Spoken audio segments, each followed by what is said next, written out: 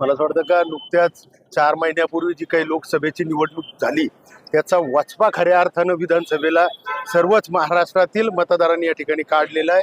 का लोकसभेला जे काही फेक नेरेटिव्ह या ठिकाणी करण्यात आलं होतं त्याचा वचपा महाराष्ट्राच्या मतदारांनी या ठिकाणी काढला.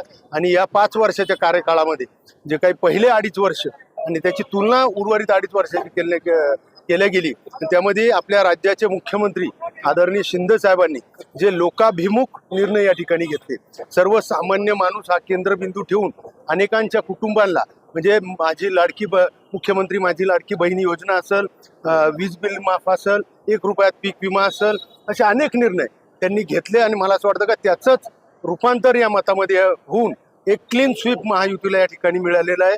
खऱ्या अर्थानं मुख्यमंत्री आदरणीय शिंदे साहेब, उपमुख्यमंत्री फडणवीस साहेब आणि उपमुख्यमंत्री अजितदादा यांचं मनापासून या ठिकाणी आम्ही सर्वच जनता त्यांनी जे केलेलं काम आहे त्याचं हे फळ आहे आणि म्हणून त्यांचे मनापासून या ठिकाणी आभार मानतो.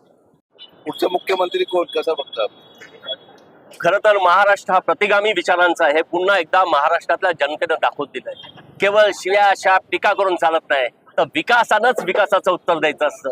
मला वाटतं माननीय मुख्यमंत्री एकनाथ शिंदे साहेब यांनी केलेल्या कामाचा हा विजय आणि अर्थातच ही निवडणूक ही माननीय एकनाथ शिंदे साहेब यांच्या नेतृत्वाखाली लढली गेली. त्यामुळे सर्व शिवसैनिकांची इच्छा आहे, शिवसैनिकांचीच काय महाराष्ट्रातल्या प्रत्येक लाडक्या बहिणीची भावांची इच्छा आहे की पुन्हा एकदा महाराष्ट्रात माननीय मुख्यमंत्री एकनाथ शिंदे साहेबच मुख्यमंत्री व्हावेत. एकनाथ शिंदे साहेब